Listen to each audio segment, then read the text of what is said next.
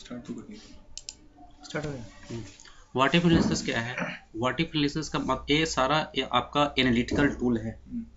मैंने एक्सेल के अंदर एनालिटिक्स मैंने जहाँ पे आप किसी भी कंडीशन के करस्पॉन्डिंग कोई डिसीजन लेना चाहते हैं तो वहाँ पे इन सारे टूल्स का आप यूज कर सकते हैं।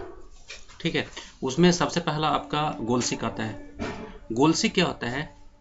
गोल सीक नाम से क्लियर है। गोल मतलब जो आप अपने टारगेट सेट किए हो उसको सीक मतलब अचीव करना है। तो कोई भी टारगेट अचीव होगा तो टारगेट किस चीज पे बेस्ट होगा? इनपुट पे। इनपुट के करस्पॉन्डिंग ही आउटपुट आएगा। ठीक है, अब सपोज कीजिए यहाँ पे सारा नंबर्स दिया हुआ है। ठीक है, इन सारे नंबर का यहाँ पे एवरेज लगा हुआ है फॉर्मूला। ठीक है, 55 है। सपोज कीजिए कि आपने अपना टारगेट डिसाइड किया है कि मेरा एवरेज 60 होना चाहिए। ठीक है, अभी ये सारा एवरेज इन सब का है। दैट मीन्स ये सारा इनपुट मिलके जो आपका आउटपुट दे रहा है 55 दे रहा है। क्लियर है? अब आपने अपना नया आउटपुट फिक्स किया है कि मेरा जो नया एवरेज या नया वैल्यू हो वो 60 हो। तो नया वैल्यू 60 कैसे होगा? कुछ बढ़ाना होगा। इसमें से यदि मैं चाहता हूं, अभी सारे को नहीं, किसी एक के करस्पॉन्डिंग आप इंक्रीज या डिक्रीज करके अपना टारगेट अचीव कर सकते हैं। तो सपोज कीजिए कि अभी मेरा 25 है, 25 के करस्पॉन्डिंग इन सब का 55 एवरेज आ रहा है। मैं चाहता हूं कि ये वाला वैल्यू कितना से मैं बढ़ाऊं कि ये जो मेरा एवरेज है 55 से 60 हो जाए। ऐसे यदि आपको करना होगा तो आप इसको क्या ऐसे ही रैंडमली बढ़ाएंगे, देखेंगे कितना बढ़ रहा है। ऐसे हिट एंड ट्रायल करते रहोगे आप। 89 कर दिया तो हो गया। मुझे तो हिट एंड ट्रायल करते करते आप इस चीज को अचीव कर सकते हैं। 2-4 जगह करना हो तब तो हो गया। हाँ, तो इस चीज को आप गोल सीक के थ्रू एक बार में अचीव कर सकते हैं। वो आपको बता देगा कि जो आपका इनपुट है वो कितना हो जाए ताकि जो अभी आपका करंट आउटपुट है वो नया आउटपुट के बराबर हो जाए। क्लियर है? तो गोल सीक कहां पे होता है आपका? डेटा के अंदर व्हाट इफ एनालिसिस के अंदर गोल सीक। क्लियर है? इसमें सबसे पहले क्या है? सेट सेल का मतलब जो वैल्यू आपको चेंज करना है, जिस सेल की वैल्यू, तो मेरा किसका? इसकी वैल्यू चेंज करना है, इसी सेल की वैल्यू चेंज करना है। अभी ये कितना है? 55। टू वैल्यू, नया जो आपका वैल्यू है कितना करना चाहते हो सो आप लिखो। मेरे को सपोज इसको 60 करना है। ठीक है, बाई चेंजिंग सेल, कौन से सेल को चेंज करके? इस वाले सेल को मेरे को चेंज करना है। मैंने इसको चेंज कर दिया, ओके कर दिया। ठीक है, अब मैं इसको ओके कर रहा हूं। अब ये क्या बता रहा है? जो आपका टारगेट सेल और करंट सेल दोनों 60 हो जाएगा। कब? जब ये आपका जो वैल्यू था 25 60 हो 96 हो जाए। यदि आपने इस चीज को रखना है तो आप ओके करोगे। यदि आपको केवल देखना था कि कितना करूं तो आप कैंसिल कर दोगे, तो एज इट इज 25 आ गया। नहीं तो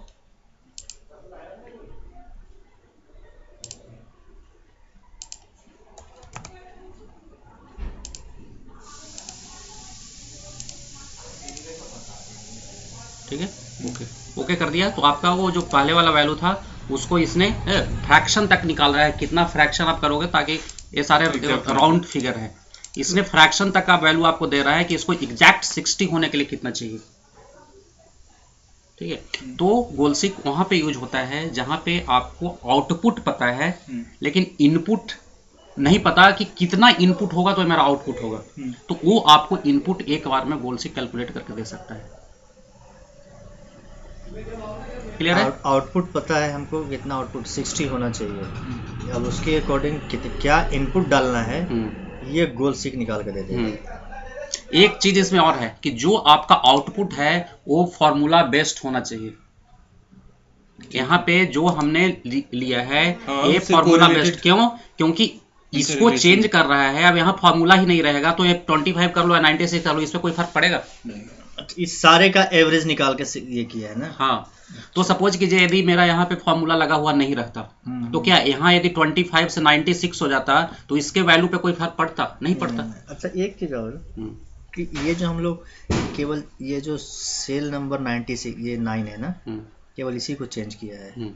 अगर हम चाहते हैं कि इधर से कोई 23 हो नीचे से 2-3 हो 60 गोल सीक एक बार में एक इनपुट ही आपको लेना। नहीं ठीक है। तो केवल इसी को आपने डायरेक्ट हिट 9 को ही क्यों किया? आप हो सकता है कि क्योंकि हमने बताया था ना कि चेंज सेल किसको करना है, इस सेल को हमने अच्छा। सेलेक्ट किया था। अगर इसको हमको चेंज करना है, यदि 6 इसको आपको चेंज करना है तो आप इस चीज को सिलेक्ट करोगे। अच्छा अच्छा, और कुछ ऐसा नहीं है? नहीं, ऐसा कुछ नहीं ऐसा है? कुछ नहीं है, जिसको आपको चेंज करना है उसको आप सेलेक्ट कर सकते हो, 2-4 एक बार नहीं, बशर्ते कि वो चीज आपका फॉर्मूला के रेंज में हाँ होना हाँ चाहिए। हाँ हाँ हाँ, ठीक है बस। ठीक है ठीक है। 2-4 में जो मतलब हर एक में उतना कितना इंक्रीज करना। एक ही को एक बार में एक है, मैंने सेल। एक से एक ही इनपुट के करस्पॉन्डिंग आपका वो चेंज करेगा। हाँ हाँ हाँ। जैसे और काफी सारे एग्जांपल इसके हो सकते हैं, सेल फोरकास्टिंग वगैरह में यूज हो सकता है कि आपने इतना फोरकास्ट किया हुआ है अभी करेंटली, इसको नेक्स्ट में ठीक है। अभी सपोज कीजिए कि आपने अपना बिजनेस का फोरकास्ट किया हुआ है 560 मिलियन का, ठीक है। नया आप चाहते हो मेरा ए हो जाए 650 मिलियन का। अब ए 560 कहीं ना कहीं से कैलकुलेट होके आ रहा होगा, अलग अलग 4 क्वार्टर का मिल के आ रहा होगा।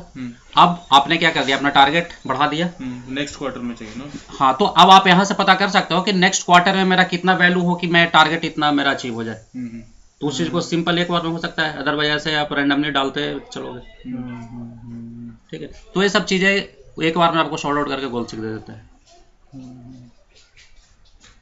किसी का एग्जामिनेशन का ये सपोज करो कि उसने सारे सब्जेक्ट में एवरेज लाना है 85, ठीक है। सारे सब्जेक्ट में 85 लाना है, 3 पेपर उसका मार्क्स पता चल गया, तो आगे कितना मैंने एजम्पशन कर सकता है कि इसमें मेरा इतना आएगा तो मेरा इतना एवरेज हो जाएगा, 84 हो सकता है। तो एक बार में उसको वो वैल्यू पता चल सकता है। क्या बोल रहे थे? बस ये ठीक है सर।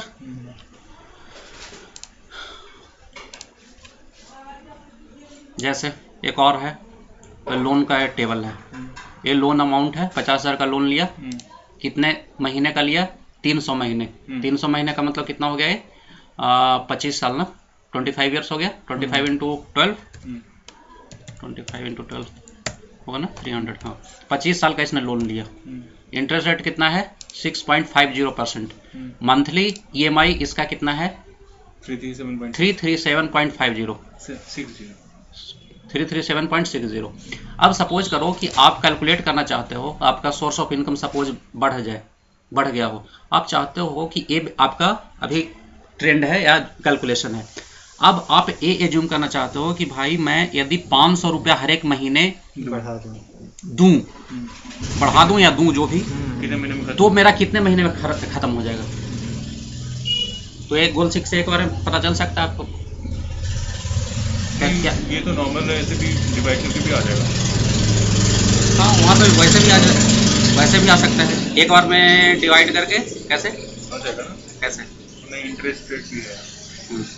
ये PMT फंक्शन पता है क्या होता है?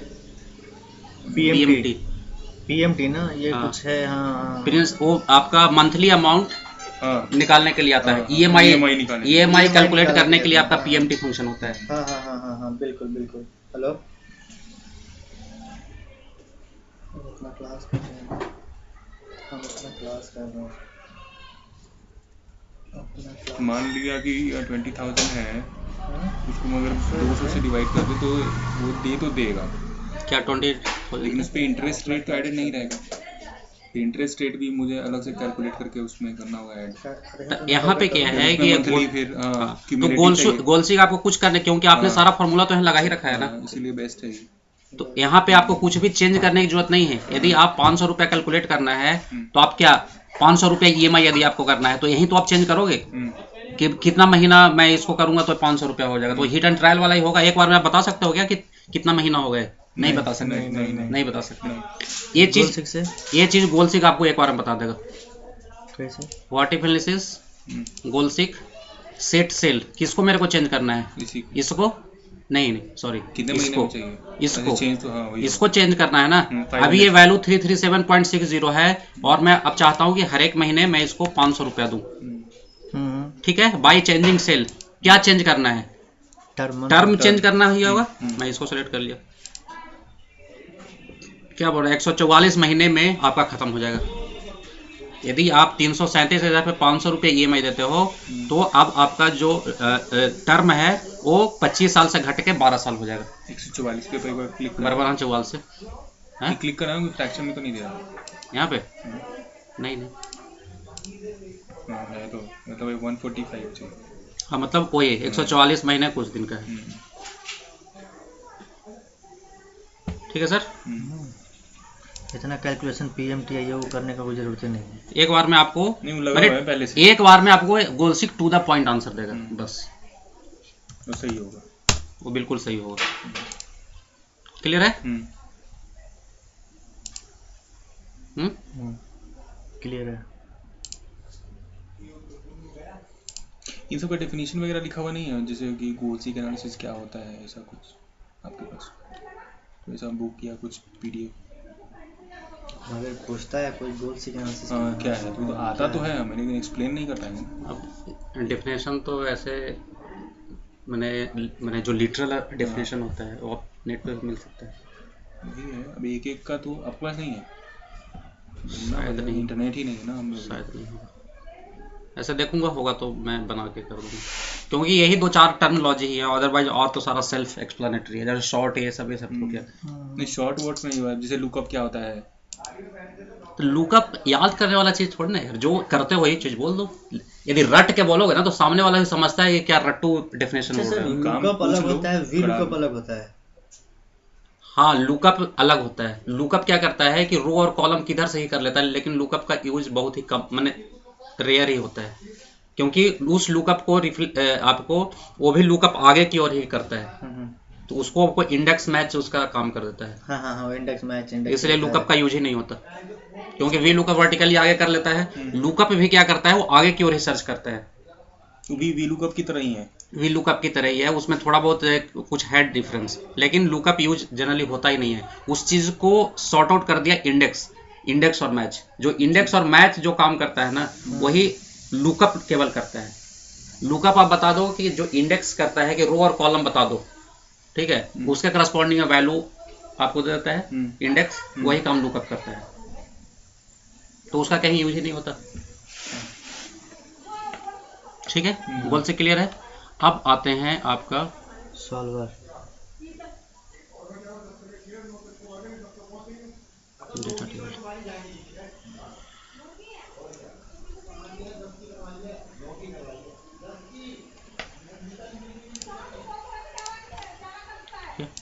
ये भी वही अभी जो हमने टेबल देखा था उसी टाइप का है। ये टोटल लोन अमाउंट है 50,000, interest rate 8.97, term of loan यहाँ पे ईयर में आपका है, ठीक है। यह number of payment per year मतलब 12 है, मतलब मंथली ईएमआई जाएगा। यदि जैसा क्वार्टरली जाएगा तो पर ईयर कितना 4 हो जाएगा इसके जगह पे। उसके करस्पॉन्डिंग यहाँ पे निकल गया उसका amount of payment, that means EMI निकल गया। अब ये क्या टोटल पेड कितना होगा, जितना उसका अमाउंट है multiply by EMI multiply by term, इतना ही उसने टोटल पे किया बैंक को। ठीक है। इंटरेस्ट कितना पेड कर दिया, 50,000 में से इतना में से 50,000 माइनस कर दिया, वो टोटल इंटरेस्ट पेड हो गया। यही हुआ ना सर। अब यदि आज आप लोन ले रहे हो तो कब तक चलेगा, इतना ही चलेगा। टुडे आज में मैंने जितना ड्यूरेशन है उतना ऐड कर दिया, दैट मीन्स ये इस समय तक आपका लोन चलेगा। ये आपने एक टेबल बना लिया, क्लियर है। बैंक वालों के लिए बहुत ही यूजफुल है। अब इसमें क्या है, आप किसी को कोई लोन लेने जाता है तो आपने उसको एक सिनेरियो बना के दिखा दिया। अब जो भी लोन लेने जाता है वो आपसे 5 अलग अलग सिनेरियो पूछ सकता है। आपसे ये पूछ सकता है कि सर एक चीज बताओ कि 10 साल के जगह पे 15 साल हो जाए, या 10 साल के जगह पे 12 साल में दूं तो कितना हो जाएगा है? और हो सकता है इंटरेस्ट रेट अलग हो सकता है।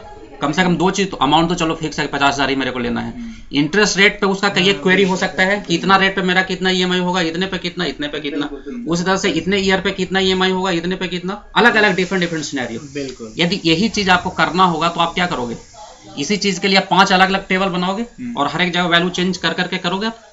जनरली एक जिसको नहीं पता होगा वो ऐसा ही करेगा। अब चलो आप डेटा टेबल इस चीज को सॉल्व कर देता है। ये वही वाला चीज है जो इधर है, ये फॉर्मेट, हाँ वो तो दिखे, सेम फॉर्मेट है, ठीक है।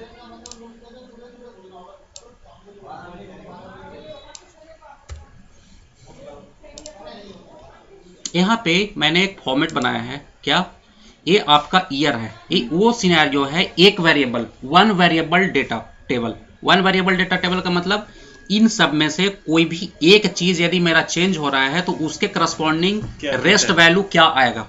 जैसे सपोज कीजिए कि मैं ईयर का एग्जांपल लेके चलता हूँ, ये 10 साल, ये अलग अलग सिनेरियो के लिए उसको दिखाना है, 10 साल, 11 साल, 12, 13, 14, 15, इस तरह से कि हर एक साल के लिए उसको पता चल जाए कितना उसका EMI बनेगा, कितना उसका टोटल पेमेंट बनेगा और टोटल कितना इंटरेस्ट उसको पे करना होगा। क्लियर है? ठीक है। तो अब सबसे पहले क्या हमें करना है, इसका बनाना है कि इन सारे सिनेरियो पे ए वैल्यू कितना आएगा। ए वैल्यू सीधा यहाँ से लिंक्ड है, दैट मीन्स आप मंथली पेमेंट यही है ना, C7 में जो वैल्यू है यही है। ये टोटल पेमेंट आपका क्या है, ए वाला है, इसे लिंक किया हुआ है। ये टोटल इंटरेस्ट क्या है, C9 ए वाला, ठीक है। ये आपका एज इट इज वैल्यू लिखा हुआ है अलग अलग सिनेरियो के लिए। अब इन सब के लिए पहले आप डेटा सेलेक्ट कर लो, ठीक है, data what if places data table. Clear है? अब इसमें दो चीज है, एक है रो इनपुट सेल, एक है कॉलम इनपुट सेल। अब एक चीज आप बताओ कि जो मेरा वेरिएबल है वो अभी रो में पड़ा हुआ है, कॉलम में पड़ा हुआ है? कॉलम में है, क्योंकि मेरा ईयर चेंज हो रहा है 10, 11, 12 और वो वैल्यू कहाँ है, कॉलम में है। दैट मीन्स यहाँ पे रो मेरा कुछ भी नहीं है, सिंगल डायमेंशन है। तो सिंगल डायमेंशन में से क्या, दोनों में से कोई एक ही चीज तो होगा। लेकिन इस वाले सिनेरियो में मेरा क्या है, कॉलम चेंज हो रहा है। क्लियर है? तो हम रो में कुछ नहीं करेंगे, कॉलम में गए, ठीक है। अब मेरे को क्या करना है, ये आप इसको सेलेक्ट करो जो आपका वेरिएबल है। ईयर है, ईयर को मैंने यहां पे सेलेक्ट कर लिया। क्लियर है?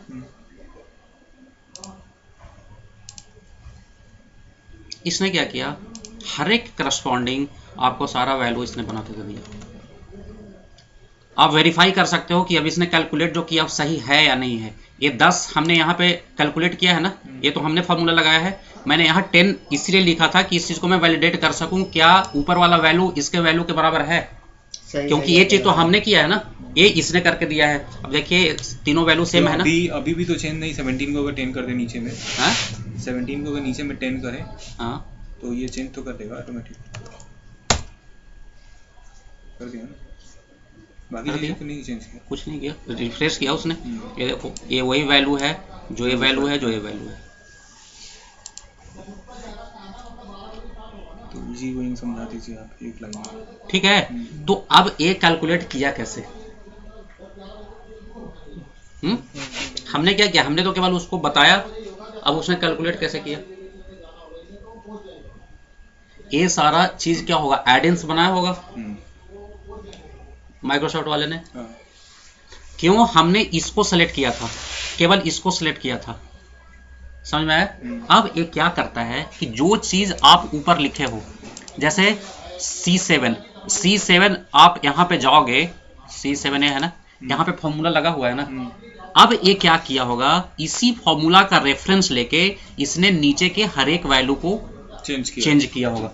उसी तरह से यहाँ पे भी मैंने उसे लिंक किया हुआ। यदि आप सीधा यहाँ पे वैल्यू डाल दोगे तो चेंज नहीं करेगा। क्यों? क्योंकि उसको पता ही नहीं चलेगा कि वैल्यू आ रहा है कहाँ से, क्योंकि ये वैल्यू तो क्या कैलकुलेटेड वैल्यू है ना। तो उसके करस्पॉन्डिंग अब यहाँ पे हमने बताया था कि वेरिएबल क्या है, वेरिएबल ईयर बताया था ना। अब यहाँ पे जो उसको वेरिएबल ईयर वाला, यहाँ पे जो C5 का जो रेफरेंस मिल रहा होगा उस पे क्या कर रहा होगा, हर एक जगह वैल्यू चेंज कर रहा होगा, हर एक कॉलम में 10, फिर 11, 12, इस तरह से करके उसने आगे का सारा कैलकुलेशन किया है।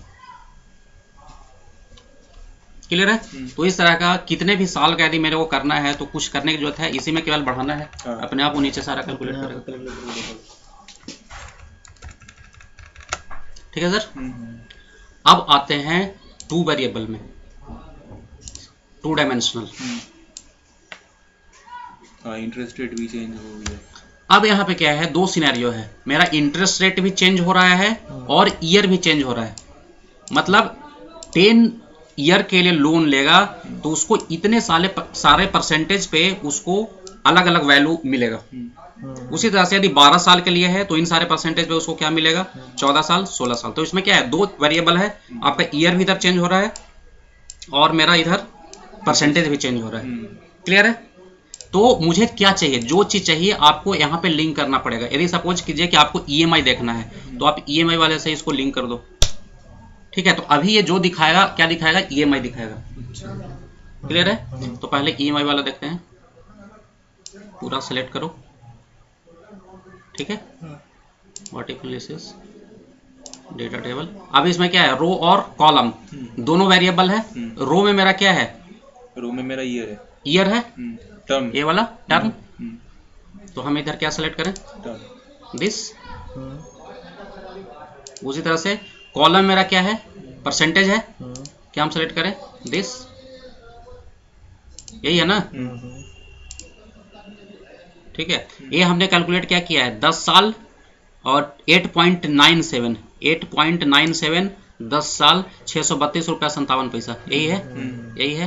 ये हाईलाइट क्यों कर दिया उसको, वो पहले से बोल्ड किया हुआ है, ये बोल्ड किया हुआ है, अच्छा, ठीक है। तो आप एक चेक पॉइंट, अब सपोज ये अभी क्या दिखा रहा है, ईएमआई दिखा रहा है। अब सपोज कीजिए कि मेरे को देखना है कि टोटल इंटरेस्ट कितना पे हो रहा है, तो कुछ नहीं करना, मैं अब इसको इंटरेस्ट पेड से लिंक कर दूंगा।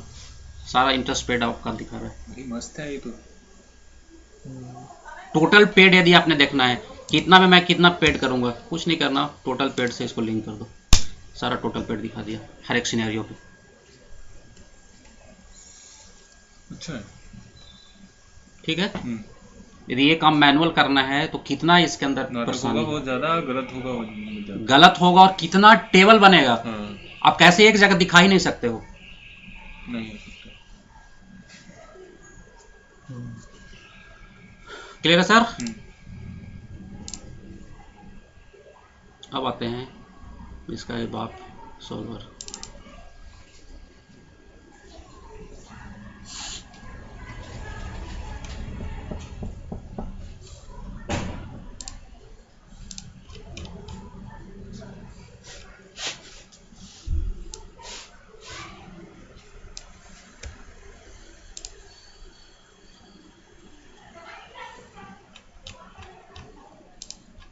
सॉल्वर, सॉल्वर नाम से पता है, कोई भी कितना भी प्रॉब्लम वाला काम हो आप इसको बता दीजिए, सॉल्व कर देगा। लेकिन इसको समझाना पड़ेगा पहले।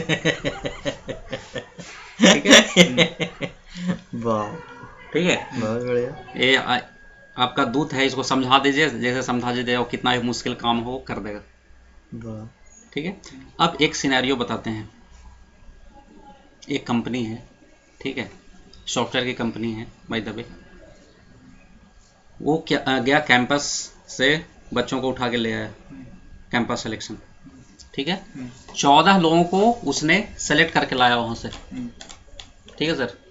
14 लोगों को हायर करके लाया, 14 लोगों को हायर करके लाया, इसका मतलब 14 लोगों की रिक्वायरमेंट होगी उसके पास। 14 लोग हैं, 14 रिक्वायरमेंट है। लेकिन जब ट्रेनिंग पूरी हो गई बंदों की, तो उस ऑफिस में 10 प्रोजेक्ट हैं, 10 अलग अलग लैंग्वेज के प्रोजेक्ट हैं। क्लियर है? अब उन 14 लोगों को उन 10 प्रोजेक्ट में असाइन करने हैं। क्लियर है? अब एचआर का एक पॉलिसी ये हो सकता है कि आपसे हम पूछे नहीं, सीधा आपको जो मेरी मर्जी दे दें, एम्प्लॉय सेटिस्फैक्शन नहीं रहेगा। तो एचआर क्या चाहता है कि हम 14 लोगों से उनका राय पूछें, आम आदमी पार्टी जैसा, ठीक है। तो उनसे राय पूछें कि आपका क्या चॉइस है। हो सकता है किसी को मैं जावा में डाल दूं, उसको जावा में मन नहीं है, हो सकता है, जबकि दूसरे के लिए वो जावा इंपॉर्टेंस रखता है। तो वो क्या चाह रहा है कि हम 14 से पूछें ऑप्शन या प्रायोरिटी, ठीक है। उसने सबको एक चेकलिस्ट दे दिया 10 प्रोजेक्ट का, उसमें 1 to 10 आपने मार्किंग करना है। 1 इज योर हाईएस्ट प्रायोरिटी, और उसी तरह से डिक्रीजिंग वे में, ठीक है। आपके पास डेटा आ गया, आपने उसको कंपाइल करके एक टनाटन टेबल बना दिया। वो टेबल इस तरह से बन के तैयार हुआ मेरा, ठीक है। ये क्या है, सारे 14 एम्प्लॉय का डेटा है, 14 एम्प्लॉय का नाम हो गया, ठीक है। इतना तो MIS वाला कर देगा। उसके बाद ये सारा प्रोजेक्ट है, उसके करस्पॉन्डिंग हर एक का 1 से 10 तक का आपका डेटा है, उसका जो रेटिंग है सो है, उसका प्रेफरेंस चॉइस दिया हुआ है। अब क्या करना है, अब एचआर के पास सबसे बड़ा चैलेंज क्या है कि आप सबने अपना अपना चॉइस बता दिया, अब HR जब चॉइस मांगा होगा तो अब वो यही चाहेगा ना कि हर एक बंदे को हम उसका हाईएस्ट वाला चॉइस दें, हर एक बंदे को हम उसका हाईएस्ट वाला चॉइस दें। लेकिन ये भी संभव नहीं है कि हर एक को एक वाला दे दोगे आप, नहीं, मे भी हो सकता है 5 एक ही चुना हो सकता है ना कि किसी सारे लोगों ने जावा में 5 लोगों को 5 प्रीफरेंस लोगों ने फर्स्ट दिया है जावा में, और जावा में आपके पास सीट है 3, तो आप कैसे सबको 5 को दे देंगे, एक दोगे? इसी तरह से प्रोबेबिलिटी बहुत सारी होगा। 10 लैंग्वेज है, 10 आपके पास प्रोजेक्ट है, तो ये कोई इंसिडेंस तो किसी के प्रोजेक्ट के साथ हो सकता है कि बंदों ने सीट है मेरे पास 2 और 8 लोगों ने उसमें फर्स्ट प्रायोरिटी दिया हुआ है, तो आप तो 2 को ही दोगे ना। तो कौन सा ऐसा 2 को हम दें? फिर यदि उस 2 को दे दिया तो अब अगला प्रायोरिटी आपका क्या होगा? यदि फर्स्ट नहीं तो सेकंड वाला हम प्रायोरिटी उसको दें या थर्ड वाला प्रायोरिटी दें? ऐसा तो नहीं कि 10 में से आप शुरू करोगे। तो आप इस चीज को कैसे करोगे कि सबको मैक्सिमम वाला उसका प्रायोरिटी मिल जाए? अच्छा गेम है। कैसे करेंगे? वही सॉल्वर के थ्रू। नहीं, अभी तो सॉल्वर आपने पता ही नहीं है। ऐसे करना होता। मान लिया कि जावा जिसने दिया तो 3 को साइन कर दिया उसने, ठीक है, 3 को जो 3 चाहिए ना रिक्वायरमेंट, ऐसे नॉर्मली ऐसे वैसे ही करेगा। एक वाला उठाया, सब्जेक्ट वाला उठाएगा, यहाँ देखेगा कि अच्छा वीवी उठाया, अब वीवी में देखेगा कि फर्स्ट किसका है, एक, चलो एक ही है, बच गया, एक दे दिया। अब यही वीवी में यदि 3 रहता तो प्रॉब्लम था। उसके बावजूद भी कोई जरूरी है कि सबको आप उस तरह से जस्टिस कर पाइएगा। इस काम को सॉल्वर कर सकता है ईमानदारी से, बिना कोई पार्शलिटी के।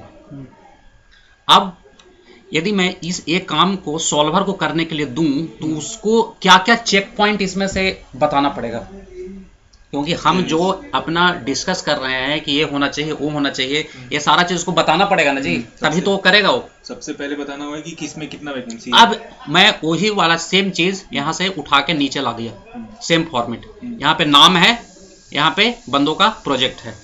अब इसमें से क्या क्या चीज आपको पता है?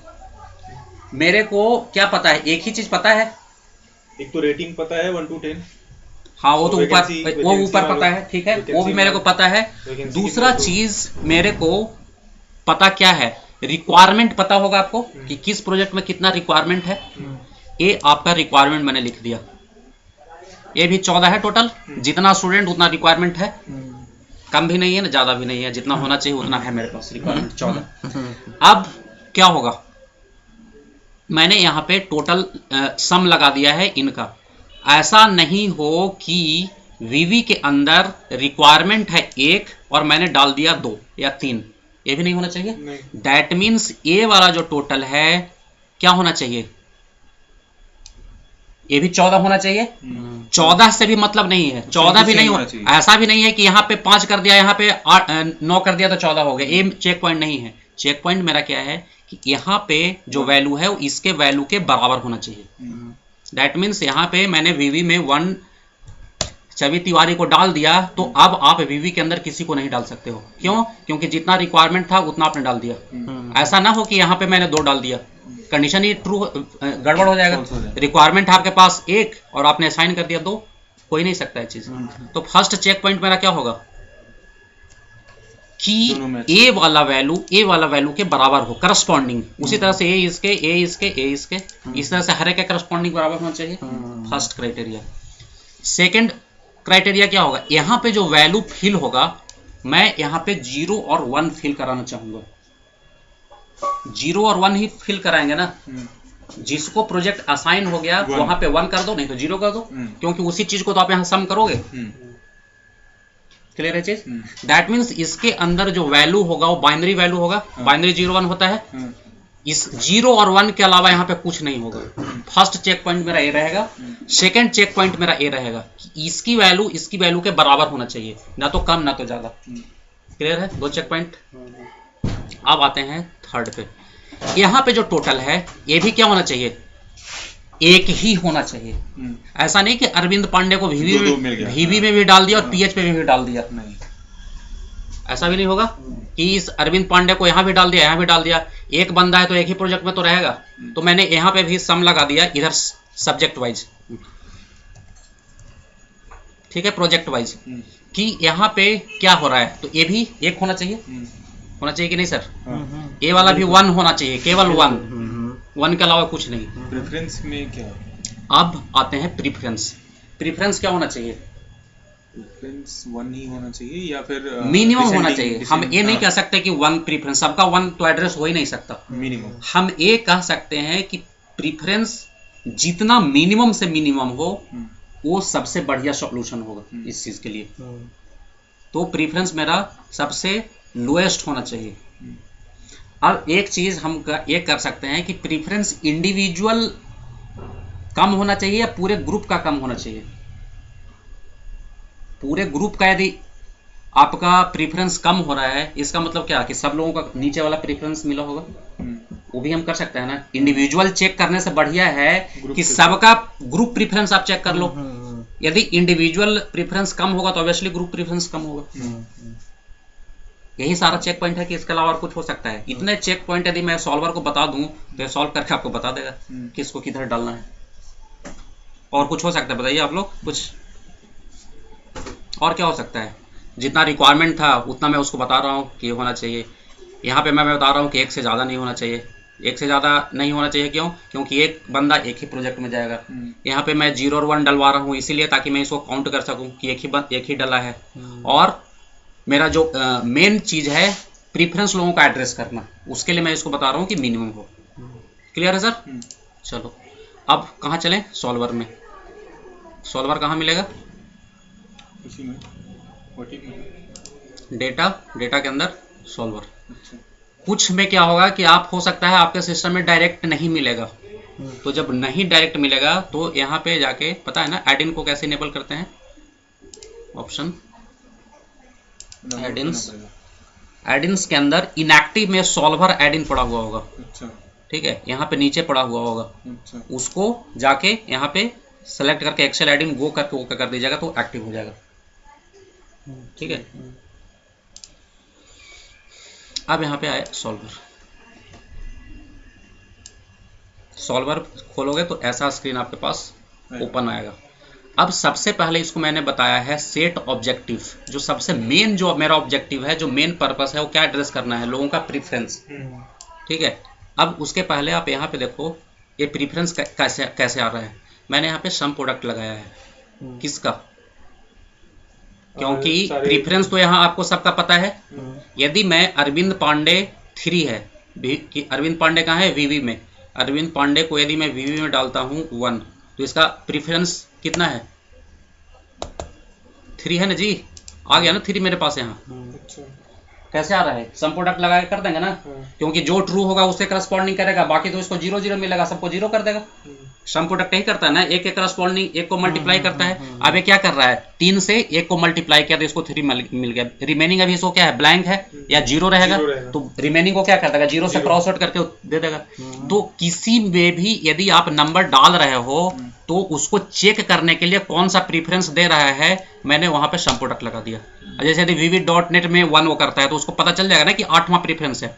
वो ऊपर कहाँ सर्च करने जाएगा? सॉल्वर। हम ऊपर जाके देख लेंगे ना, तो vivid.net 8वें नंबर पे है, वो क्या प्रीफरेंस बता दिया 8। तो यहाँ पे मैंने सम प्रोडक्ट लगाया है और लास्ट में हमने उसका सम कर दिया। इंडिविजुअल का प्रीफरेंस निकाल के उसको सम कर दिया और इसी को बता रहे हैं कि इसी चीज को तुम मिनिमम रखो। क्लियर है चीज? अब आ जाओ, तो मैंने इसको बोला N36 मेरा ये वाला सेल है मिनिमम। इसको मैं बोल रहा हूँ मिनिमम रखने के लिए। मिनिमम रखना है मेरे को बाय चेंजिंग वेरिएबल सेल। मेरा जो वैल्यू चेंज होना है कहाँ होना है? इसी वाले एरिया में चेंज होना है ना। तो हम इसको सिलेक्ट कर लेते हैं, ये पूरा एरिया। इसी में वो 1 और 0 डालेगा और तो कहीं कुछ करेगा ही नहीं, बाकी तो सारा फॉर्मूला लगा हुआ है। ठीक है, अब कंडीशन क्या क्या है? ये अभी हमने क्या फर्स्ट चेक पॉइंट डाला, ये डाला हमने जो वैल्यू मेरे को जहां पे चेंज करना है। अब मेरे को कंस्ट्रेंट का मतलब कंडीशन। सबसे फर्स्ट कंस्ट्रेंट क्या है? यदि नया करना होगा तो ऐड करोगे, यहाँ ऑलरेडी है तो मैं उसको चेंज करके करता हूँ। यहाँ सबसे पहला मेरा कंस्टेंट यही है कि ये जो वैल्यू है बाइनरी हो, यहाँ पे क्या हो, इक्वल टू बाइनरी। बाइनरी का मतलब 0 और 1। यदि आपका कुछ और है तो आप बाइनरी लिखना पड़ेगा या खुद से आएगा? बाइनरी यहाँ इक्वल टू बाइनरी कर दोगे ना, या इक्वल टू बाइनरी लिख दो, हाँ BINARY बाइनरी। और कुछ तो होता है कौन सा? बाइनरी या इक्वल टू आप कोई भी वैल्यू, सपोज 1 करना चाहते हो, या लेस देन इक्वल टू कोई वैल्यू है, तो आप जैसा होगा कंपैरिजन ऑपरेटर दिया हुआ है, ठीक है, तो मेरा इक्वल टू बाइनरी लेना है। बाइनरी मैंने कर दिया, ओके कर दिया। दैट मीन्स इसके अंदर वो 0 और 1 ही प्लेस करेगा। फर्स्ट क्राइटेरिया मेरा।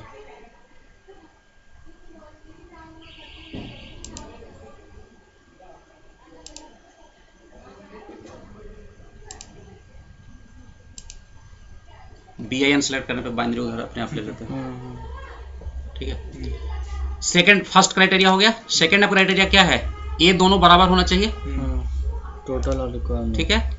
दिस ये वाला यहाँ से यहाँ इक्वल टू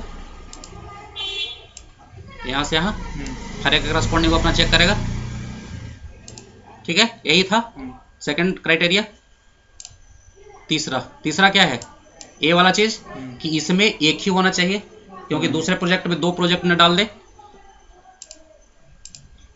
ये यहाँ से यहाँ इक्वल टू 1, ये था ना। काम करने में, सॉल्वर पे काम करने में मजा आएगा ऐसे। बस ये 4 चीजें था। करो सॉल्व कर दिया इसने, करो ओके।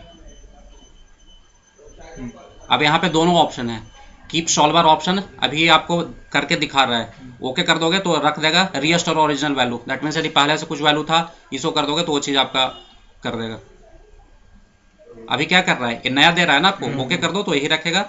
जैसे गोलसिक में हम लोग देख के हटा रहे थे ना, यदि आपने इसको कर दोगे तो क्या करेगा, पहले वाला वैल्यू आपका रख देगा। अब यहाँ पे देखिए सारा चीज है 1 1 2 2 3 3 1 1। PHP में एक भी नहीं था, 0 था, 0 इसने डाल दिया। 1 1 2 2 2 2 1 1 1 1, यहाँ पे भी सारा 1 का 1 है। अब इसने प्रीफरेंस में देखिए मैक्सिमम को इसने 1 दिया है, 1 3 1 1 1 3 1 1 1 2 1 1 3 2, मतलब 3 तक इसने सबको अलोकेट कर दिया। ऐसा कोई भी सिनेरियो उसने नहीं लिया जिसमें चौथा प्रीफरेंस टच हुआ।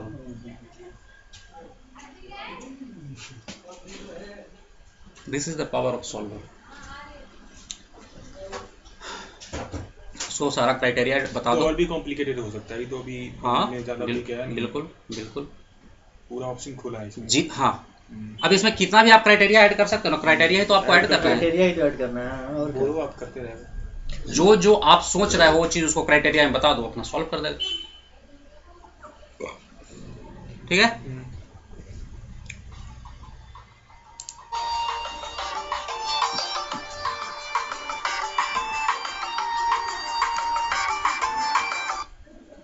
हेलो हेलो हेलो हेलो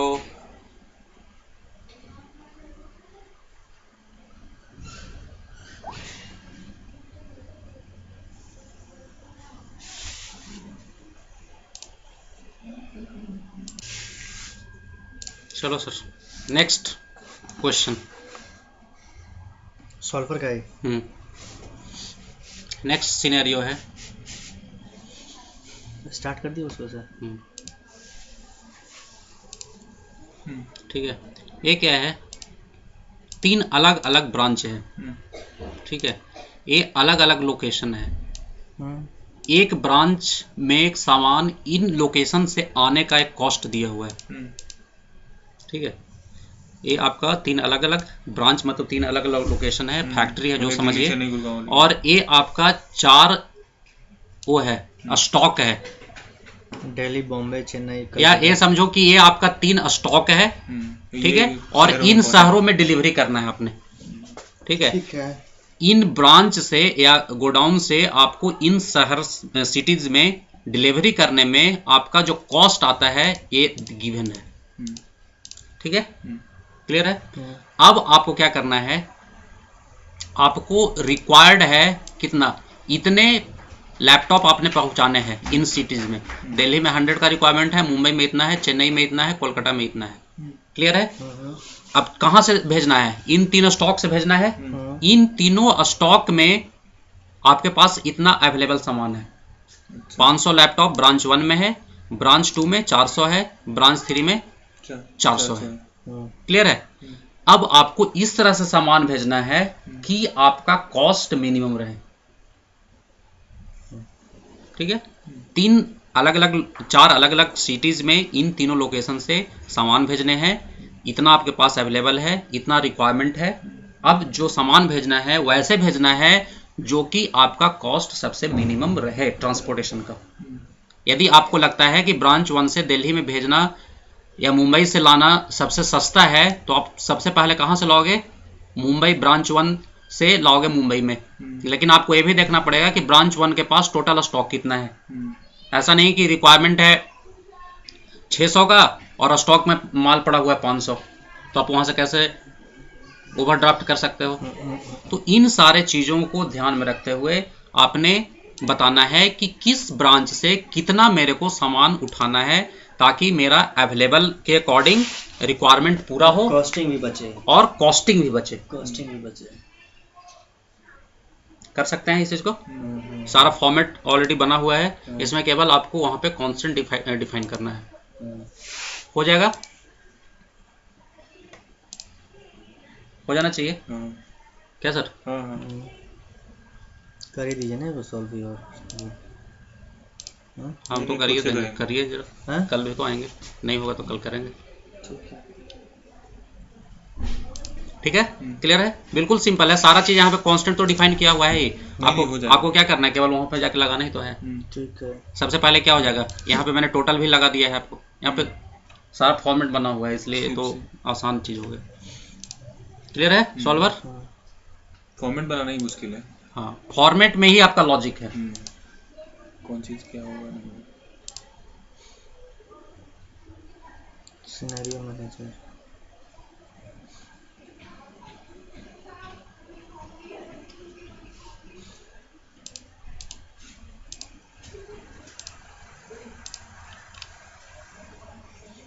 ये है रेवेन्यू, ये है डायरेक्ट कॉस्ट, ये है इनडायरेक्ट कॉस्ट।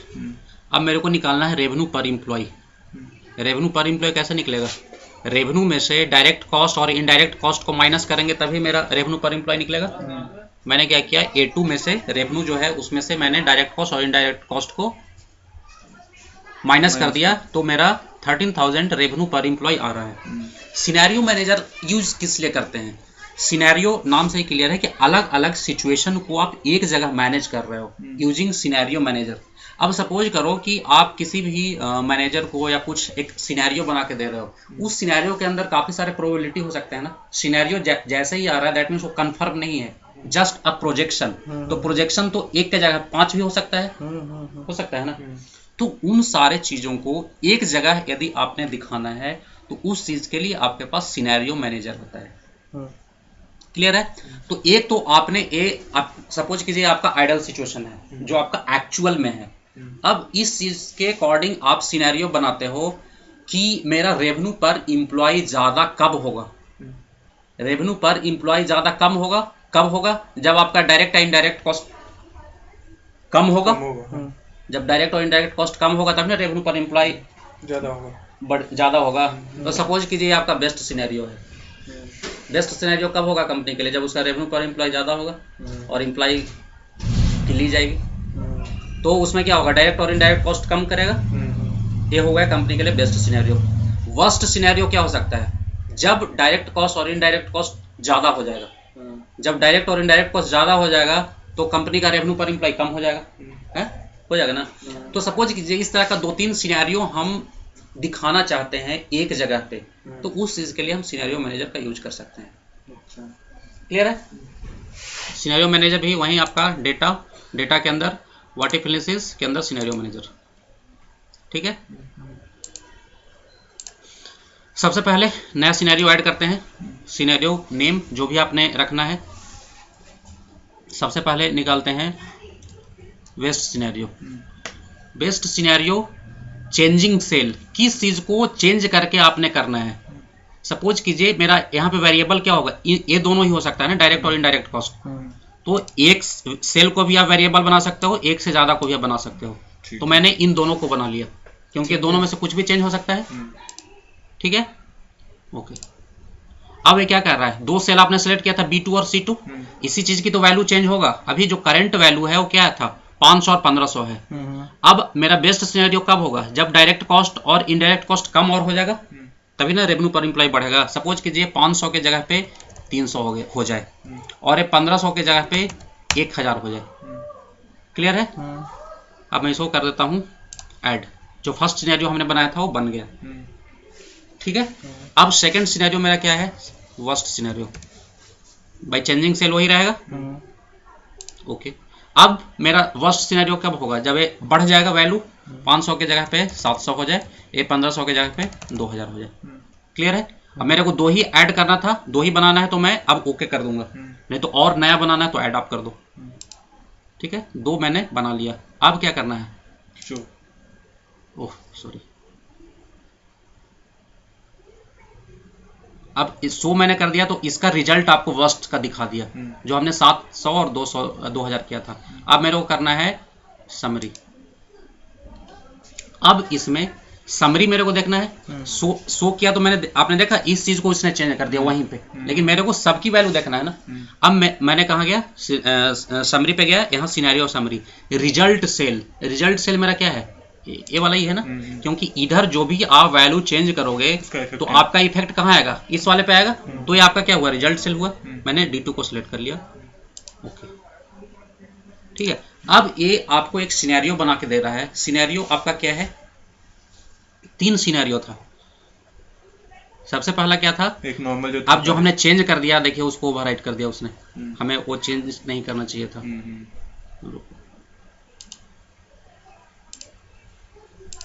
मेरा पहले क्या था, 500 और 1000 था, ये 500 और 1200 था, 1200 था।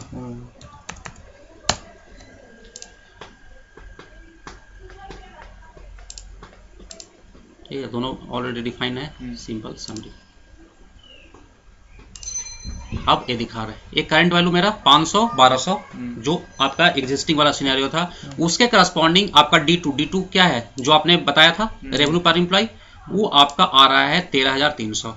बेस्ट सिनेरियो में आपने इसको क्या किया था, कम किया था, 500 300 हो जाए, 1200 1000 हो जाए, तो आपका रेवेन्यू पर एम्प्लॉय कितना हो जाएगा, 13700 हो जाएगा। वही करंट वैल्यू में यदि आपका वर्स्ट सिनेरियो क्या था, आपने दोनों को बढ़ाया था, 500 से 700 कर दिया था, 1200 से 2000 कर दिया था, तो आपका रेवेन्यू पर एम्प्लॉय 12300 हो जाएगा। तो ये जो सेल रेफरेंस जो नंबर दे रहा है, उसी जगह वो नाम नहीं दे सकता क्या, मतलब हेडिंग नेम? हाँ, हेडिंग नेम शायद नहीं होता है, क्योंकि ऐसा कुछ इसने ऑप्शन ही नहीं मांगा। मर्ज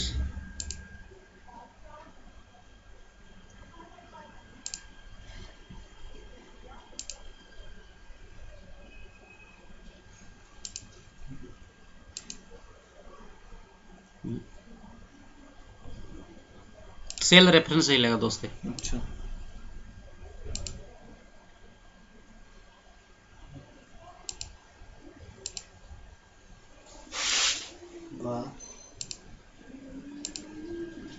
ठीक है, इस तरह से जितना भी आप सिनेरियो बना के एक जगह प्रेजेंट आप कर सकते हो। इसमें आपका ओरिजिनल डेटा अनचेंज्ड है।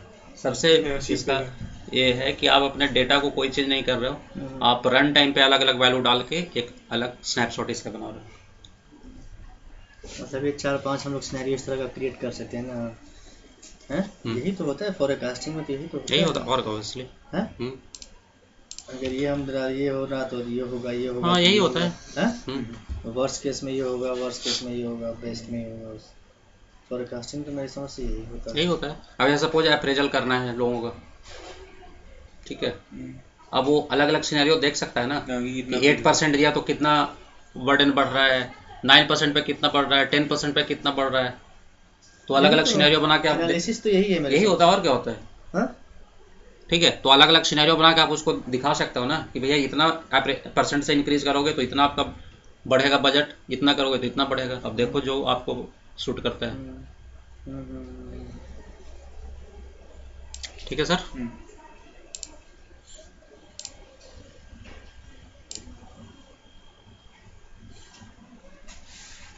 सॉल्वर, सिनेरियो, गोल सीक, डेटा टेबल, कोरिलेशन के बारे में कुछ आइडिया है?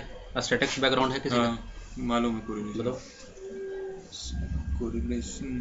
कोरिलेशन निकालता है ना कितना 1.2 या समथिंग। हाँ, कोरिलेशन क्या होता है? बहुत हालांकि कम ही यूज होता है, लेकिन पता होना चाहिए। कोरिलेशन क्या है कि एक के करस्पॉन्डिंग दूसरा का रिलेशन बताता है, कितना ज्यादा कोरिलेटेड है। हाँ, एक दूसरे से कितना कोरिलेटेड है। कोरिलेटेड मीन्स सपोज कर कीजिए दो आपका कॉलम है, दैट मीन्स ए बढ़ रहा है, कॉलम ए बढ़ रहा है, तो उसके करस्पॉन्डिंग कॉलम बी पे क्या फर्क पड़ रहा है? ए बढ़ रहा है तो ए भी बढ़ रहा है क्या? ए बढ़ रहा है तो ए क्या घट रहा है क्या? तो जब सपोज कीजिए ए वैल्यू 1 से बढ़ रहा है, दूसरा भी 1 से बढ़ रहा है, तो ये स्ट्रांगली पॉजिटिव रिलेशन है इनमें। स्ट्रांगली पॉजिटिव मतलब वहां जो दिखाएगा 1 दिखाएगा। सपोज कीजिए ए 1 से बढ़ रहा है और ए 1 से घट रहा है, तो ये स्ट्रांगली निगेटिव रिलेशन है, अपोजिट। और अपोजिट रिलेशन हमेशा -1 में होगा। ठीक है, एक हो गया स्ट्रांगली पॉजिटिव, एक हो गया स्ट्रांगली नेगेटिव। अब सपोज कीजिए ये 1 से बढ़ रहा है और ये 0.10 से बढ़ रहा है, तो ये पॉजिटिव है। कितना? 0.1 का। ठीक है, तो किसी के एक के करस्पॉन्डिंग दूसरे से आपने रिलेशन देखना है कि क्या रिलेशन है, इंक्रीजिंग है, डिक्रीजिंग है, यदि पॉजिटिव है तो कितने से है, निगेटिव है तो कितने से है। तो ये चीज आपको एक कोरिलेशन बताता है। कोरिलेशन फंक्शन भी है, ऐसे भी नॉर्मल वाला भी फंक्शन है और टूल भी है। एक्सेल में टूल ही है। एक्सेल में टूल है, फंक्शन भी है। फंक्शन में कोरेल होता है, equal to CORREL, correl returns the correlation coefficient between 2 data set. अच्छा, 2 डेटा सेट्स के बीच में। हाँ, कोरेल। अब सपोज कीजिए ये एज है, ठीक है, फर्स्ट डेटा सेट ए हो गया, सेकेंड डेटा सेट मेरा ए है, दैट मीन्स एज के करस्पॉन्डिंग वेट का इस टेबल में क्या रिलेशन है? 0.857, मतलब पॉजिटिव में 0.857 है। अच्छा, यदि जस्ट रिवर्स रहता कि ये बढ़ रहा है और ये घट रहा है, तो ये निगेटिव में आता। दैट मीन्स जितना एज है उसे करस्पॉन्डिंग वेट बढ़ रहा है लोगों का। लेकिन इतना भी नहीं है कि जितना से एज बढ़ रहा है उतना ही से वेट बढ़ रहा है, उतना से यदि रहता तो 1 आता। ठीक है, इसी चीज को आप इधर से भी कर सकते हो। ये तो फंक्शंस के थ्रू हो गया। यहाँ पे -1 to +1 ही तो होता है इसका वैल्यू सर। हाँ, -1 से 1 तक होगा। -1 आपका स्ट्रांगली निगेटिव होएगा और 1 जब बिल्कुल ये होगा ना, ये कर्व होता है।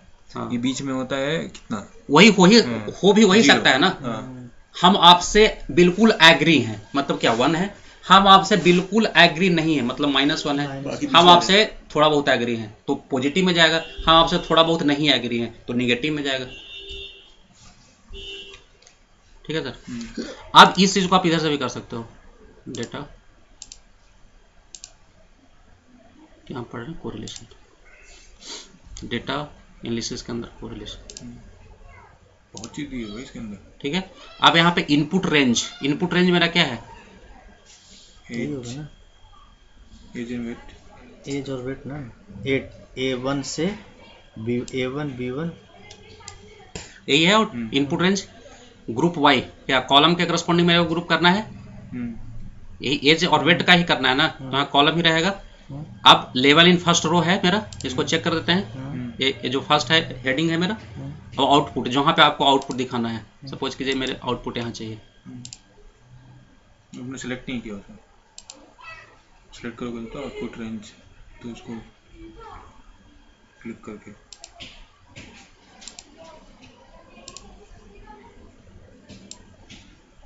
ये हो गया इनपुट। वर्टिकल वाइज होगा क्या ये?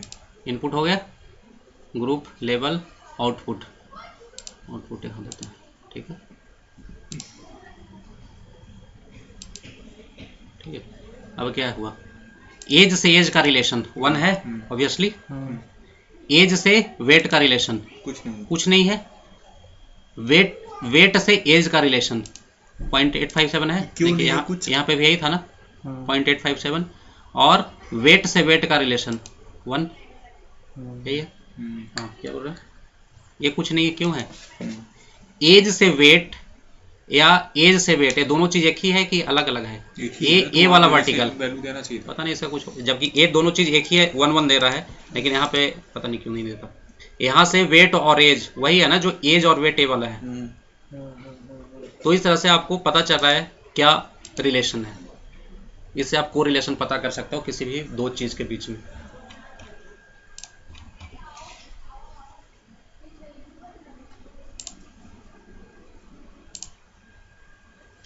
कोरिलेशन यही है ना।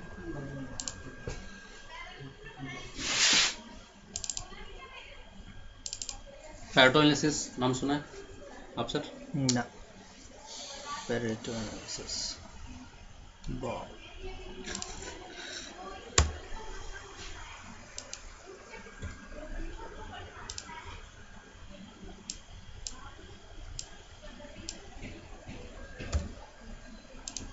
पैरेटो एनालिसिस क्या होता है?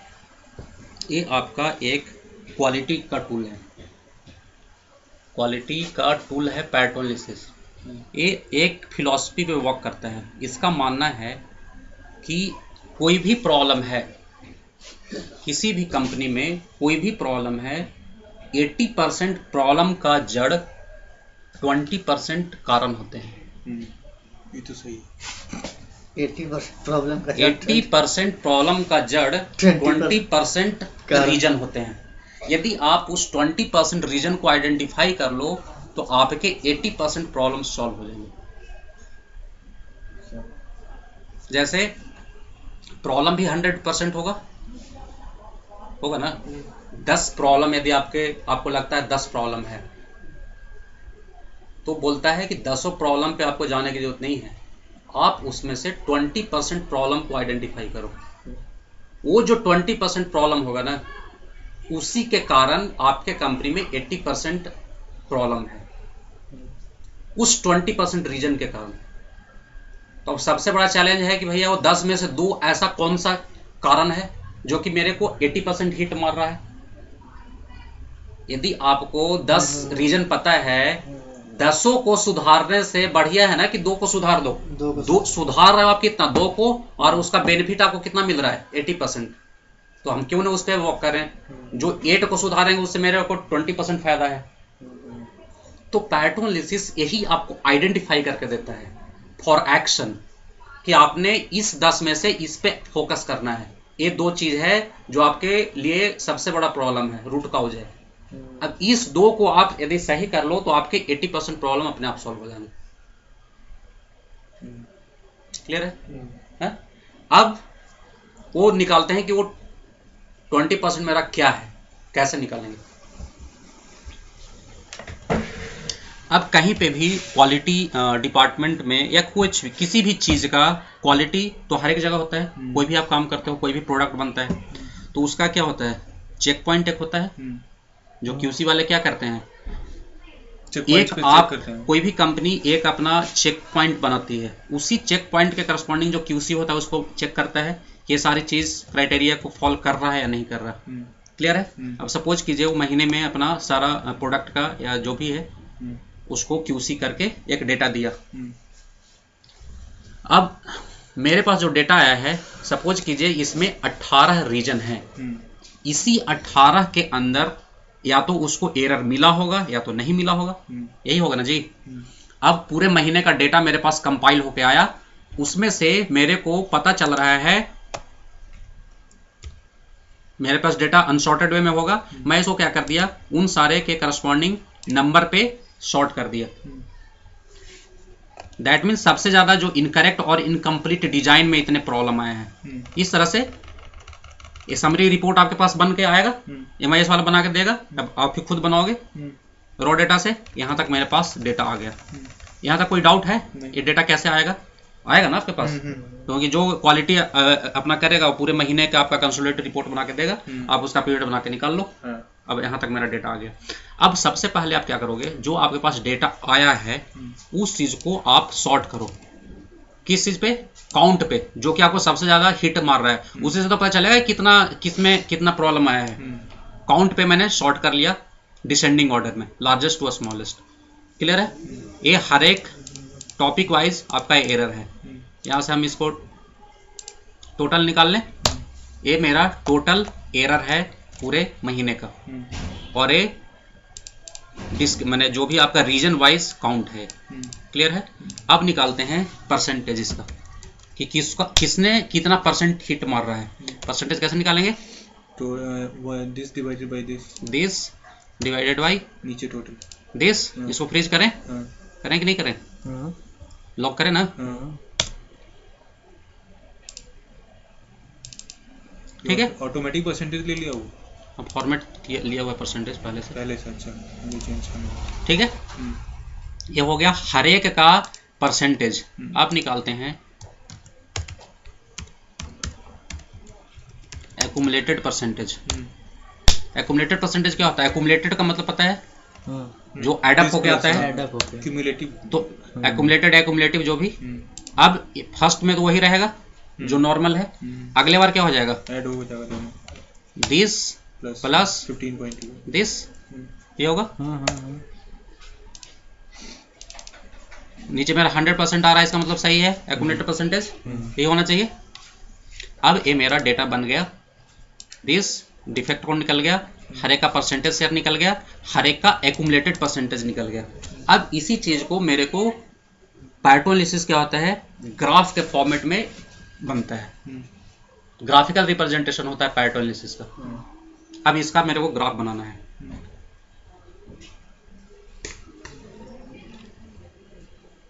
सबसे पहले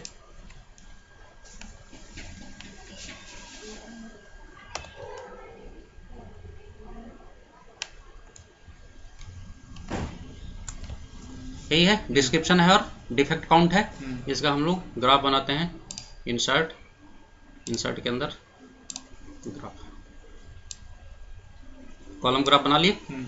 अब ये क्या बता रहा है? हर एक का कितना है उससे करस्पॉन्डिंग बता रहा है। अब यहाँ पे जो एक्यूमुलेटेड वाला है, इसको आप एक्यूमुलेटेड परसेंटेज को उठाओ, कंट्रोल सी करो। अब इसको हम यहाँ पे लेके आना चाहते हैं, उस कॉलम को भी इस ग्राफ में रिप्रेजेंट करना चाह रहे हैं। कंट्रोल वी कर दो। अब देखिए ये क्या आ रहा था? ये तो नंबर था। अब ये क्या है? परसेंटेज। इसके करस्पॉन्डिंग है वैल्यू बहुत छोटा है, तो एकदम बिल्कुल छोटा छोटा आपको दिख रहा है ना। ठीक है, तो ग्राफ का थोड़ा बहुत आइडिया। ग्राफ में दो एक्सिस होता है, प्राइमरी हाँ एक्स और वाई तो होता ही है। एक्स वाई तो ये वाला हो गया। उसके अलावा प्राइमरी एक्सिस होता है, सेकेंडरी एक्सिस होता है। तो जब कभी ऐसा सिनेरियो हो कि दो चीज को आप ले रहे हो लेकिन उन दोनों का मेजर अलग अलग है, तो आप एक एक्सिस में तो उसको डाल नहीं सकते हो। जैसे ए 272 है, 772 है और ये 29.34, इन दोनों का कंपैरिजन आप कर ही नहीं सकते, क्योंकि ये दोनों अलग यूनिट है। ये नंबर है, वो परसेंटेज है, वो कभी भी उसके करस्पॉन्डिंग आप नहीं कर सकते हो। समझ में आ रहा है? तो जब अलग अलग यूनिट होता है तो हम लोग दूसरे वाले को दूसरा एक्सिस बना देते हैं, सेकेंडरी एक्सिस। अब इसमें 13 में यार कुछ ज़्यादा ही ड्रामा कर दिया इसने। इसमें सबसे पहले लेके आओ लीजेंड ए वाला होता है, जिससे आपको पता चलेगा कि क्या क्या आपने लाया है। डिफेक्ट काउंट लाया है, एक्यूमुलेटेड भी लाया है आपने। अब इसमें राइट क्लिक करो, इसमें जाओ format data series. Format data series आया। अब इसके अंदर बाय डिफॉल्ट क्या है? प्राइमरी एक्सिस है, इसको कर दो सेकेंडरी एक्सिस। ठीक है, अब क्या हो गया सेकेंडरी एक्सिस मेरा? अब अभी क्या हो रहा है? अब वो सेकेंडरी एक्सिस कर दिया, लेकिन अभी दोनों एक ही टाइप का ग्राफ है, तो एक के ऊपर ओवरलैप कर रहा है। हम उसको दूसरा ग्राफ बना देते हैं ताकि वो अलग से पता चले। तो हम इसको एक्यूमुलेटेड वाले को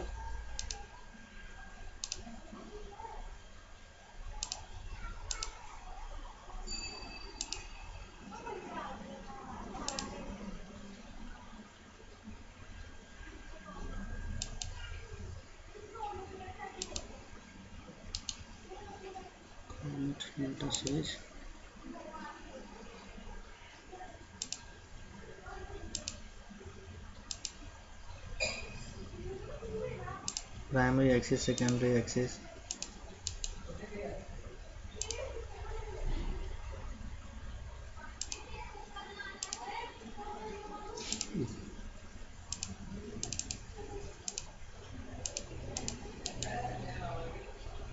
चेंज सीरीज चार्ट। ठीक है, चेंज सीरीज चार टाइप में आया। हमने क्या करना है, जो हमने एक्यूमुलेटेड को निकाला है इसका चार टाइप चेंज करना है। ये ऑलरेडी सेकेंडरी हो गया है। अब इसमें आप जाइए, इसमें मैं इसको लाइन ले लेता हूँ। अब ये देखिए, अब ये अलग रिप्रेजेंटेशन आ गया ना। एक ये नंबर वाला है और एक्यूमुलेटेड वाला क्या हो रहा है, आपको अलग से दिख रहा है, क्या बढ़ रहा है। एक्यूमुलेटेड हमेशा इंक्रीजिंग वे में रहेगा, हमेशा है ना, ये इंक्रीजिंग वे में है। अब मेरे को क्या करना है, आइडेंटिफाई करना है कि 80% कहाँ पे जाके क्रॉस कर रहा है। इसको बढ़ा लो, ठीक है। अब सेव इंसर्ट करता हूँ। ये 80% कहाँ क्रॉस कर रहा है, यहाँ पे।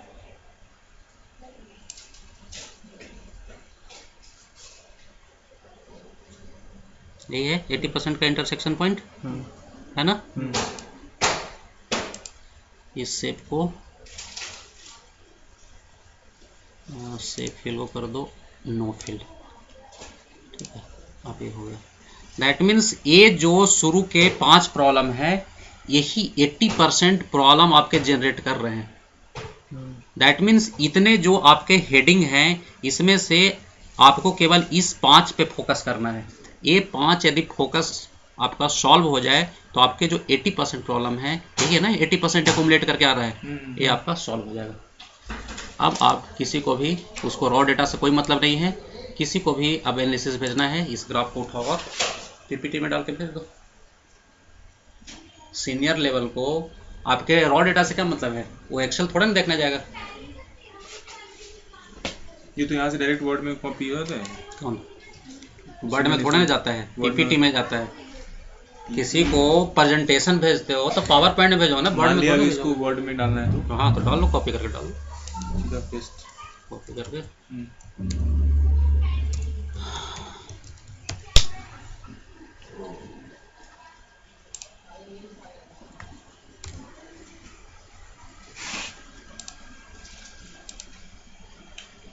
ठीक है। अब किसी को भी कोई रॉ डेटा से कोई मतलब नहीं है, वो यहाँ सीधा देखेगा, अच्छा ए वाला प्रॉब्लम एरिया है, अपना इस पे अपना वर्क करेगा, काम करेगा। This is called Pareto analysis. यहाँ पे जो हमने किया ना, सारा स्टेप मैं यहाँ पे लिख दिया हूँ, क्योंकि ये हमेशा यूज होता नहीं है ये सब, इसलिए मैंने लिख दिया है कि कभी आप यदि फंस जाओ तो ये सारे स्टेप फॉलो करके आप कर सकते हो। जो हमने किया सारा यहाँ पे स्टेप लिखा हुआ है। ये हमने किया, पहले शॉर्ट किया, फिर सम किया, फिर परसेंटेज डाला, फिर एक्यूमुलेटेड डाला, फिर क्या हमने किया, select description and defect count किया, फिर इंसर्ट किया उसको, चार्ट एलिमेंट पे जाके लीजेंड को डाला, फिर कॉपी एक्यूमुलेटेड परसेंटेज पर कॉलम उसको डाला। मतलब जो हमने स्टेप किया वो सारा यहाँ पे क्लियर है कि कोई डाउट है? नहीं क्लियर।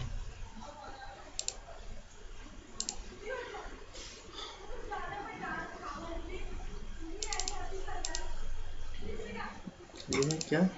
यहाँ पे एक और डेटा है, इस पे प्रैक्टिस आप कर सकते हैं पैरेटो एनालिसिस के लिए ही। यहाँ पे क्या है, कोई भी एक वो है नर्सिंग होम है, नर्सिंग होम के अंदर ये सारे प्रॉब्लम वाले एरिया है। अच्छा। और ये है ओकरेंस, ठीक है। अब आपने पैरेटो एनालिसिस के थ्रू आइडेंटिफाई करने हैं कि वो कौन से प्रॉब्लम है 80%, ठीक है। इसमें सबसे पहले डेटा को तो सॉर्ट करना पड़ेगा। हाँ, ये आपका अनसॉर्टेड डेटा है, सॉर्ट करके फिर परसेंटेज एक्यूमुलेटेड डाल के फिर आपको ग्राफ के थ्रू करना पड़ेगा। और भी कुछ टॉपिक बच गया सर? और भी है? अभी तो कहाँ, 1.25 घंटा हुआ है। पढ़िए महाराज, इसे तो 6 महीना पढ़ते रहिएगा। 8 बजे तक आज पढ़ाई होगा। ठीक है, क्लियर है?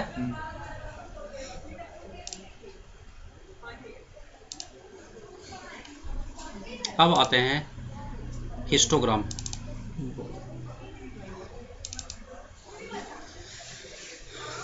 धुआंधार पारी है।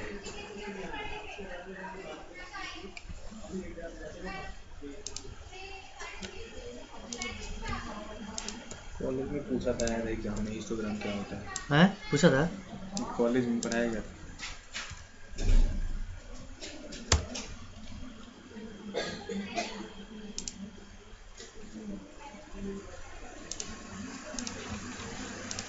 बॉटल बढ़ेगी।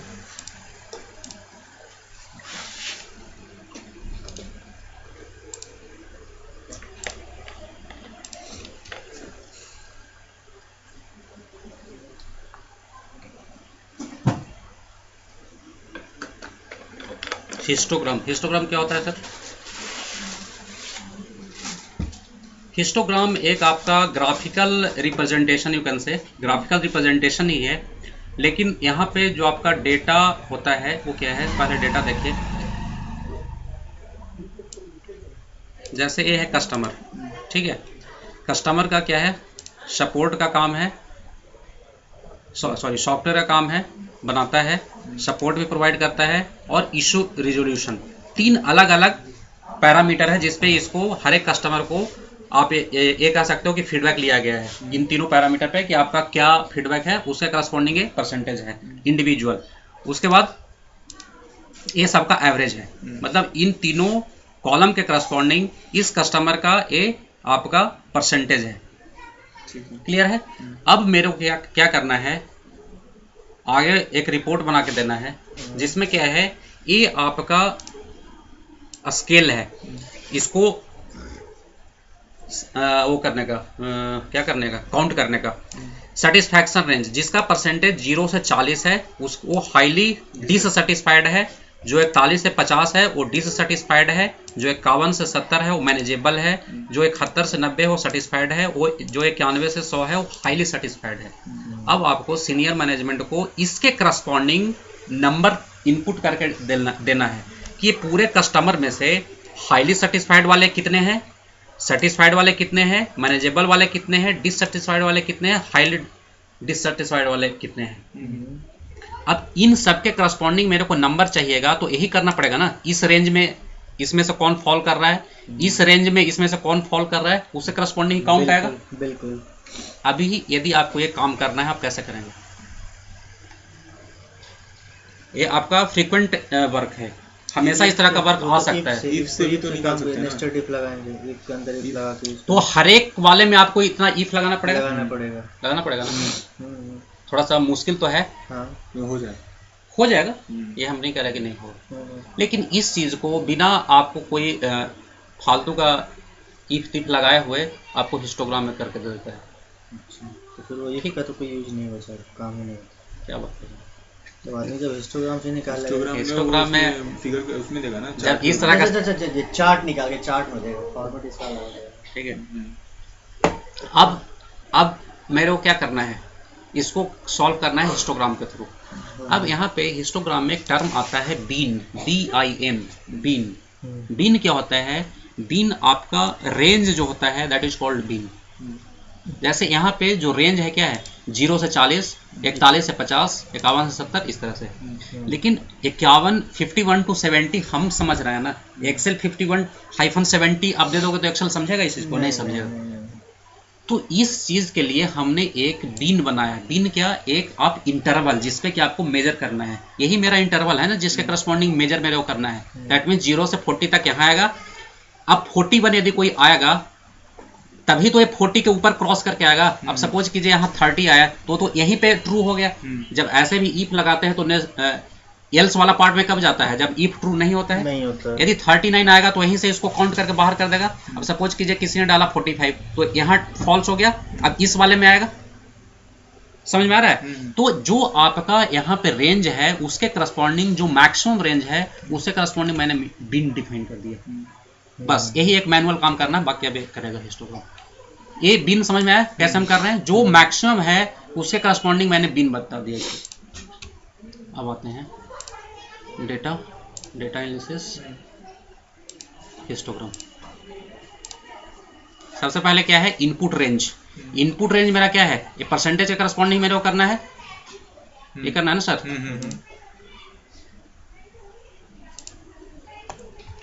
यहां से यहां ले लिया, ये पूरा इनपुट है मेरा। उसके बाद क्या है? बिन रेंज।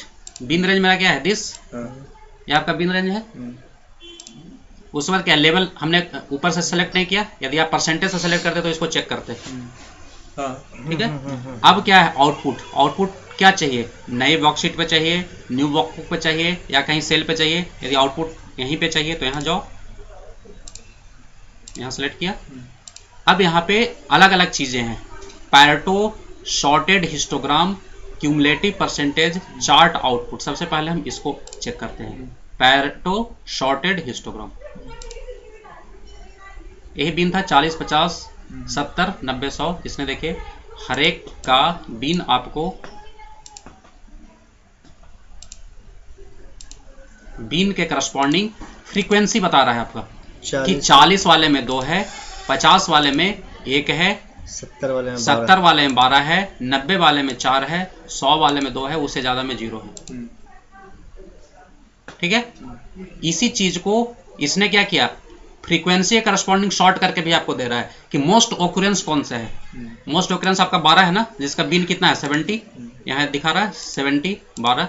उसका 12 के बाद कितना है 4, जो 90 वाला है, 4 90 वाला है। इसी चीज को करने के लिए आपको 5 अलग अलग जगह पे कितने नेस्टेड इफ लगाने पड़ते हैं, नहीं लगाने पड़ते हैं। बिल्कुल बिल्कुल। ये तो अभी केवल ए है।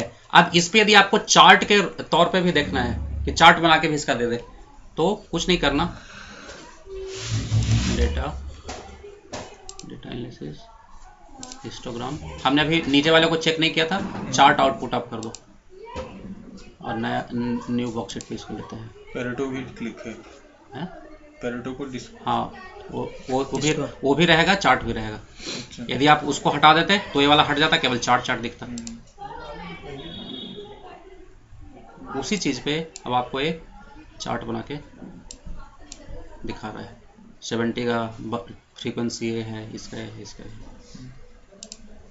क्लियर है? तो उसका भी निकालिए तो सर लगा तीसरा बीच वाला हिस्टोग्राम बीच वाला क्यूमुलेटिव परसेंटेज। क्यूमुलेटिव का मतलब फ्रीक्वेंसी को ऐड कर देंगे। ये देखिए क्यूमुलेटिव इंक्रीजिंग वे में निकाल दो ना, ये क्यूमुलेटिव ट्रेंड आपको दिखा दिया। क्यूमुलेटिव का फॉर्मेट आपने अलग चेंज किया था, जो अपने आप लिया उसने, एक्सिस उसने खुद लिया है, मैंने कुछ नहीं किया है। प्राइमरी मैंने उसमें किया था पैरेटो एनालिसिस के अंदर, इसमें इसने खुद किया है। अच्छा। देख रहे हैं यहाँ परसेंटेज आपको निकाल के दे रहा है कि किसका कितना परसेंटेज शेयर है। तो पैरेटो को यूज करने से अच्छा है histogram, direct Pareto histogram use करना? नहीं, दोनों का पर्पस अलग है ना। पैरेटो एनालिसिस को, पैरेटो वाला चार्ट को आप हिस्टोग्राम में कैसे यूज कर सकते हैं? यही काम तो वो भी कर रहा था। क्या बात कर रहे हो भाई, आपको ये चीज कहाँ बता रहा है कि कौन सा आपका हाईएस्ट है? अच्छा कि एक्यूमुलेटेड करके निकाल दें, एक्यूमुलेटेड चार्ट बना दें उसका। यही चार्ट बनना था ना उधर भी। नहीं ये ठीक है। आप क्या कर रहे हो कि जैसे मैंने एक्यूमुलेटेड डाल दिया, तो एक्यूमुलेटेड में वो तो उसने कर दिया सारा, यही आप बोल रहे हो ना। लेकिन इसके अंदर जो आपका हेडिंग वगैरह लेके आना है, वो सब चीज कैसे लेके आओगे? वो नहीं आ रहा, क्योंकि ये तो अपने आप बना रहा है, इसमें हम तो कुछ कर ही नहीं रहे हैं। वो रीजन नहीं दे रहा कौन सा एरर क्या था। ये जनरली फ्रीक्वेंसी के लिए होता है कि आपके पास काफी सारा डाटा है और आपने फ्रीक्वेंसी निकालना है किसी भी चीज का कि कितने बार आ रहा है। तो एक बार बीन डिफाइन कर दो, जो आपका सीरीज है उस सीरीज के करस्पॉन्डिंग आपको फ्रीक्वेंसी निकाल कर दे देगा। ठीक है। नाटक सचो में 2008 में बहुत ज्यादा है, विंडोज 8 में 2008 उधर माउस रहेगी तो उधर से निकल जाएगा। हम हटा दिया अनइंस्टॉल, अभी आ रहा है मेरा लैपटॉप लिनोवो वाला, अनइंस्टॉल करके 7 डाल देंगे, ओरिजिनल है ये। अब पछता रहे हैं, बेकार ले लिए। ठीक है sir. This is from what if analysis, scenario manager, goal seek, data table, data analysis, solver, correlation, histogram, Pareto analysis. Clear? Pivot table done, conditional formatting done, data validation done, filter done, sorting done, name manager done, slicer of pipeline done, consolidation, SQL access है done है। अब ये छोटे छोटे वाले table creation क्या होता है सर? रहने दो बस करो सब, ये सब छोटा छोटा है। इंपॉर्टेंट चैप्टर आपने पढ़ाया टॉपिक सर, आज सब छोटा छोटा है, इतना समझ लेने दो सर, बहुत ये है आपने किया है, सब छोटा छोटा है ये सब। इसमें से बहुत चीज आपको पता होगा। क्या ज्यादा हो रहा है? नहीं ठीक है। हम तो सोच रहे थे आज खत्म करने के लिए, तभी कल VBA शुरू होगा। जैसा कर दीजिएगा तुम कीजिए। सर बोलिए जैसा ना ऐसा नहीं है, लेकिन है वो सब समझने वाला चीज़। कल इसे ख़त्म कर देने से नहीं होगा, समझने वाला चीज़ है वो सब। जितना जो इम्पोर्टेंट बहुत है वो सॉल्वर तो है, कल आपका सिनेरियो मैनेजर जो बताया, व्हाट इफ एनालिसिस का जो भी आपने बताया है, हमको नहीं लग रहा है कि मतलब वो सब एक बार में हो तो जाएगा। आज रात में होगा भी नहीं कंपाइल, नहीं होगा भी नहीं। समझने वाला चीज़, ऐसे कल ख़त्म कर देने से नहीं हो जाएगा वो चीज़ को। उसको तो आपको नेक्स्ट वीक में ही खत्म करना होगा। इम्पोर्टेंट है तो वो। हम कहाँ कर रहे हो, तो रिव्यू चलते रहेगा, जहाँ पे प्रॉब्लम रहेगा तो डिस्कस गोल करेंगे। सीक नहीं, ये सब थोड़ा होता है, गोल सीक एनालिसिस जो था। चलिए टेबल पे रहने दीजिए। हाँ हालांकि था ये 15 मिनट का और काम, छोड़ क्योंकि दीजिए सारे इसको, छोटे छोटे चीज़। छोड़ दीजिए। पहले 15 मिनट कल इसी को बता देंगे, उसके बाद वीवीएस स्टार्ट करिएगा कल आराम से। और क्या ठीक। इंपॉर्टेंट चीज़ है सर ये, काफ़ी जो आपने बताया है, जो डेटा एनालिसिस वाला।